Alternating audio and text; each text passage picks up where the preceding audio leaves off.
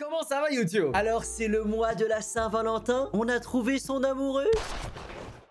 Oui bon bah c'est bon hein. Les amis, aujourd'hui on va parler des traditions de mariage les plus bizarres au monde. Alors on pourrait croire que ça va être une vidéo toute pipou hein, parce que c'est censé être le meilleur jour de ta vie. Sauf que j'ai déniché 5 traditions qui vont dans une toute autre direction. C'est là on se parle pas de se retrouver en famille, champagne, gâteau, danse, mais plutôt d'attacher le marié par les pieds et de le torturer par exemple. Bref, je vais vous raconter tout ça et vous allez voir que ces traditions, on se demande si elles sont vraiment là pour unir deux personnes ou pour les traumatiser à vie.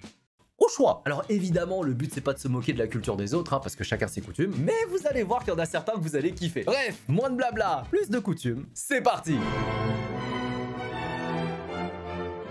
Direction la Corée du Sud. Alors déjà, faut savoir que dans ce pays, les gens sont des énormes lovers. Par exemple, contrairement à chez nous où il y a que la Saint-Valentin, bah en fait en Corée, ils fêtent l'amour tous les mois. Ah oui, chaque 14 du mois, il y a une fête romantique. Par exemple, il y a le White Day, le Black Day, la Rose Day ou encore la Kiss Day. Et c'est assez courant de voir des couples porter des matching outfits, histoire de bien te rappeler que t'es célibataire. Très cool de leur part. Bref, tout ça pour dire que l'amour, c'est une vraie institution culturelle là-bas et que du coup, c'est très important pour eux de trouver quelqu'un avec qui se marier. Sauf que qui dit amour en Corée dit tradition, et en Corée, ils ont poussé le délire un peu loin. Et vous allez voir, c'est n'importe quoi. Alors c'est bien connu, ça arrive qu'avant un mariage, les amis du couple s'amusent à bisuter un peu les futurs mariés. C'est un truc qu'on voit souvent lors des enterrements de vie de jeunes filles ou de garçons, mais généralement ça reste assez sympa. Sauf qu'en Corée du Sud, ils ont poussé le délire bien plus loin avec ce qu'on appelle le bal d'Aligi. Déjà on dirait le nom d'un jeu dans Squid Game, c'est pas rassurant. Et justement ça ne l'est pas, puisque le Bal d'Aligi consiste à capturer le marié, littéralement, à lui attacher les pieds et à les lui fouetter avec un putain de bâton.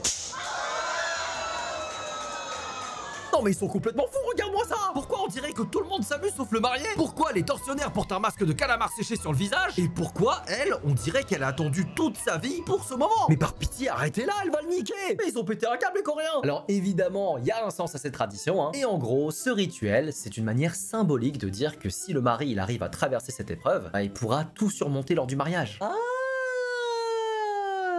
Bon, il y avait 1000 autres manières de faire ça, mais ok. Mais ça ne s'arrête pas là, parce que spoiler, plus tu frappes fort, mieux c'est. Et ça arrive que des amis, emportés par l'enthousiasme, frappent trop fort et blessent vraiment le mari. Putain, mais qu'est-ce qui t'arrive? Je me suis juste marié. Mais heureusement pour le mari, les femmes présentes à la cérémonie ont quand même une carte à jouer. En effet, elles peuvent intervenir pour mettre fin à la torture si jamais elles payent une rançon au tortionnaire. Ok, donc on est clairement passé de mariage à prise d'otage là. Après, avec un peu de recul, ça peut être une bonne stratégie pour rembourser ton mariage. Donc, pourquoi pas? Bon, ça soulève quand même une question. Qu'est-ce qui se passe si tu divorces et que tu te remaries? Est-ce que ça veut dire qu'on t'a pas tapé assez fort? Tu dois encore te faire taper les pieds? J'ai déjà participé à ces jeux avant! Bon, soyons honnêtes, hein, cette tradition, elle a un côté très vieux jeu et en réalité, elle se fait de moins en moins. La preuve, la vidéo que j'ai trouvée, c'est un peu la seule qu'on trouve sur internet en dehors des sites porno, parce qu'apparemment c'est un kink, mais on va quand même se la repasser. Pour la prochaine tradition, on va partir en Indonésie et plus précisément sur l'île de Bornéo. Alors là-bas, les mariés de la tribu Tidong doivent affronter une épreuve ultime après leur mariage. Alors non, on se parle pas d'un discours gênant devant la belle famille ou d'une danse trop élaborée, mais de 3 jours sans toilette. Oui, 3 jours. Pas de douche, pas de pause pipi, rien. T'es enfermé dans un petit cabanon et pour être sûr que tu respectes les règles, c'est ta famille qui te surveille. En mode si tu vas aux toilettes en douce, il y a une barre de vie avec écrit beau-père qui apparaît et il te marave, d'accord? Mais qu'est-ce que c'est que ça encore? Et tout ça pourquoi? Eh bien parce que si jamais vous parvenez à surmonter cette épreuve, votre couple sera béni de bonheur, de prospérité et sinon malheur sur ta famille, ton union et tes enfants. Mais sinon, pas de pression. Apparemment, cette tradition, elle est là surtout pour renforcer le lien entre les jeunes mariés, et sur le principe, je comprends totalement, mais à quel prix? Déjà qu'en Indonésie, il fait chaud, les repas sont ultra épicés, et tu peux facilement avoir soif après une bouchée de 100 balles. Empêcher les gens d'aller aux toilettes, c'est littéralement chercher la merde. Enfin, non, mais... Résultat, il y a forcément des couples qui finissent mal. Entre infection urinaire, malaise et même urgence médicale, ah bah pour le meilleur et pour le pire, là tu commences par le pire direct. Ce qui fait que là où chez nous en Europe, les gens ils se régalent pendant leur mariage, bah chez les Tidong, ils doivent surveiller chaque bouchée. Tu veux te resservir, chérie? Non. Pense au 3e jour sans toilette. Franchement, moi je pourrais pas. Déjà parce que payer un mariage pour que tout le monde kiffe, sauf moi, c'est mort. Et enfin parce que je bois énormément. D'eau, grâce à mon sponsor AirUp. Vous connaissez peut-être AirUp, c'est une marque de gourde pas comme les autres puisqu'elle permet d'aromatiser votre eau selon vos goûts grâce à l'odorat. Du coup, il n'y a pas de sucre ajouté, c'est juste de l'eau et pourtant t'as l'impression qu'il y a un goût de pêche, de mangue ou de cola. Mais alors, quelle est cette sorcellerie? Et bah c'est grâce à ce petit truc qu'on appelle le pod. Quand tu bois avec ta gourde Air Up, il y a un appel d'air qui se crée, qui libère des bulles de saveur, et c'est là qu'intervient la rétro-olfaction. Et c'est ça qui te donne l'impression que ton eau a du goût.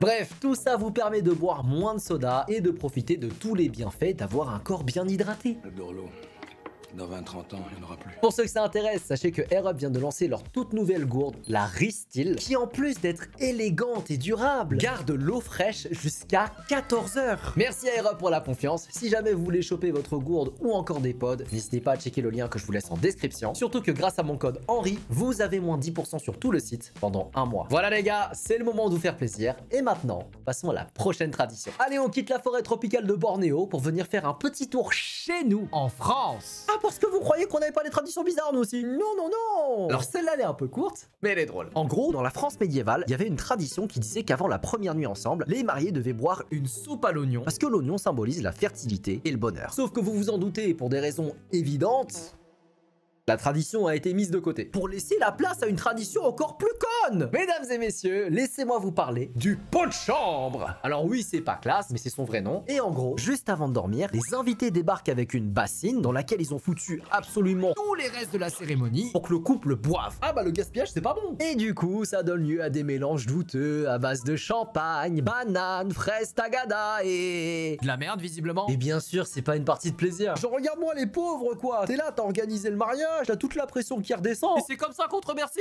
Eh, bonne baise les amis. Hein? Bonne quoi? Bonne baise les amis. En fait, ça me fait rire qu'on ait remplacé la soupe à l'oignon parce que c'était jugé trop crade pour finir avec ça, finalement. Et ça, en vrai, encore, ça va. Contrairement à ce qui se passe au Danemark. Parce que oui, dans ce petit pays où ont été créés les Lego, oui, ça vient de là-bas, ils ont aussi une tradition de mariage très particulière. Alors, imaginez, vous venez de dire oui, tout le monde est ému, le champagne coule à flot et... quelqu'un embrasse ta femme? Oui, oui, vous m'avez entendu. Et tu peux rien faire. Selon la tradition, si jamais l'un des mariés a le malheur de se lever pour aller aux toilettes, se chercher un verre de vin, celui qui reste devient automatiquement Une cible vivante. et tous les invités peuvent littéralement se ruer vers lui pour l'embrasser, même sur la bouche. Ah oui, oui, sur la bouche. D'ailleurs, je serais la mariée, je m'inquiéterais un peu, hein, parce que le boug, il a l'air d'être un peu trop heureux de son bisou, là. Et c'est open bar, hein. Tonton Jean-Michel, mamie Gertrude, le petit Kevin qui vient d'avoir son bac pro, tout le monde a sa chance. Et l'idée, c'est de montrer que les mariés sont si fidèles et dévoués l'un à l'autre que même si tout le monde les embrasse pendant 10 minutes, ils ne changeront jamais de camp. Ok. Bah moi je pourrais pas. Déjà parce que... bah non en fait. Ok si c'est la famille, ça encore ça va. Mais sinon... bagarre. Ah bagarre, j'en ai rien à foutre. Surtout que les gars, on se sait. Parmi les invités là, il y a forcément un pote d'enfance à elle qui secrètement veut se la faire. Non mais est-ce qu'on peut parler français 2 minutes? On le connaît tous, ce pote qui attend la moindre brèche pour foncer. Et bah au Danemark, il a le prétexte parfait là. Oh mon dieu, il est parti aux toilettes, vite, c'est mon moment. Putain, je me suis ouvert. Mais c'est une dinguerie d'être con comme ça. Putain, ça c'est ma mère qui va être contente encore. Les risques du métier, les gars. On va continuer comme ça, hein, qu'est-ce que vous voulez? Alors j'en vois déjà venir, qui vont me dire « Ouais, Henri, t'es aigri, c'est juste une tradition fun. » Frérot, la dernière fois que j'ai vu un truc comme ça, c'était dans Shrek. Et on sait très bien comment ça a fini. T'as envie de finir comme lui? Non? Mais tu laisses pas les gens embrasser ta meuf. Après, admettons que t'es vraiment infidèle. Ah bah là, c'est tout bénef. Non mais chérie, c'était la tradition, c'est pas ma faute si ta grand-mère... Bref, ce genre de mariage, on va les laisser aux Danois, hein, et on va passer à la dernière tradition. Allez, pour cette dernière anecdote, on va partir en Écosse, et plus précisément dans le nord du pays. Et en fait, ce qui est drôle avec cette tradition, c'est que de base, c'était empreint de symbolisme religieux de partout, et qu'à la fin, c'est devenu tout l'inverse. Vous allez voir, c'est n'importe quoi. Au 19e siècle en Écosse, les gens sont très cathos. Et pour ceux qui ont lu la Bible, vous connaissez certainement la scène du lavement de pied. Et bah là, en fait, ils ont voulu la reproduire. Et la veille de leur mariage, les mariés doivent assister à une cérémonie un peu solennelle où ils se font salir les pieds et les jambes, puis se les font laver. Et en gros, c'est pour dire qu'ils se font purifier avant le jour J. Jusque-là, tout va bien. Sauf qu'à la fin du 19e, ils ont changé un peu la tradition. Et cette fois-ci, pour être sûr que les mariés soient vraiment propres, ils doivent faire la cérémonie plusieurs fois. Donc on leur salit les jambes, on les lave, on les ressalit, on les relave. Ok. Sauf qu'au 20e siècle, ils ont encore changé la tradition. Et cette fois-ci, ils sont vraiment partis en couille. Et c'est comme ça qu'est né le Blackening. Alors le blackening, c'est quoi? Bah c'est très simple. Vous prenez la tradition dont je vous ai parlé et vous enlevez la douche. Voilà, en gros, ça consiste à capturer les mariés, encore, et une fois attrapés, on les couvre de toutes sortes de trucs bien dégueulasses. Genre farine, goudron, plumes, œufs pourris, mélasse et tout ce que vous pouvez imaginer qui colle et qui pue. Et une fois bien enrobés, ils sont baladés dans tout le village à l'arrière d'un camion, sous les rires des voisins et le bruit des casseroles. L'objectif? Eh bah que tout le monde soit témoin de leur humiliation. Yes! Les bons potes, hein! Et comme d'hab, la raison invoquée, c'est mais s'ils arrivent à surmonter ça, à leur mariage, il sera forcément plus facile!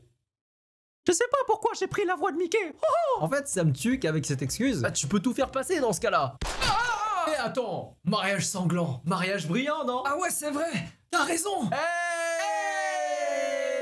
Hey! Et du coup, est-ce que ça dérape parfois?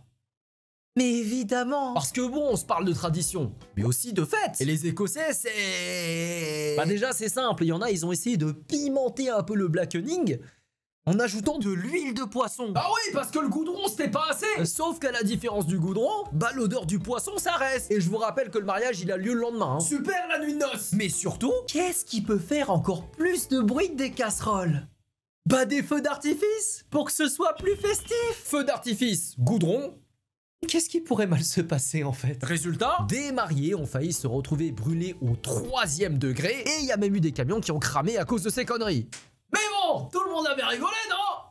Ah! Mais en fait, ça me rend fou, je comprends pas. Comment tu passes une tradition religieuse à ça? Qu'est-ce qu'il peut bien y avoir en Écosse pour qu'il y ait un tel revirement de situation?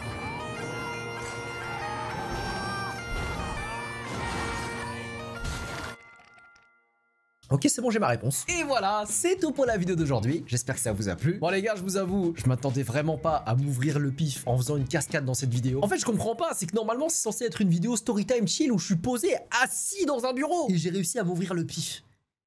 Qu'est-ce qui s'est passé? Bon, enfin bon, ça m'apprendra à avoir 3 neurones, hein, nota bene, ne saute pas contre ta caméra, Henri. Merci à Aerob d'avoir sponsorisé cette vidéo. Et comme d'hab, si jamais la vidéo vous a plu, n'hésitez pas à me laisser un pouce bleu et à vous abonner. Moi, je vous dis à très bientôt pour une prochaine vidéo. Peace!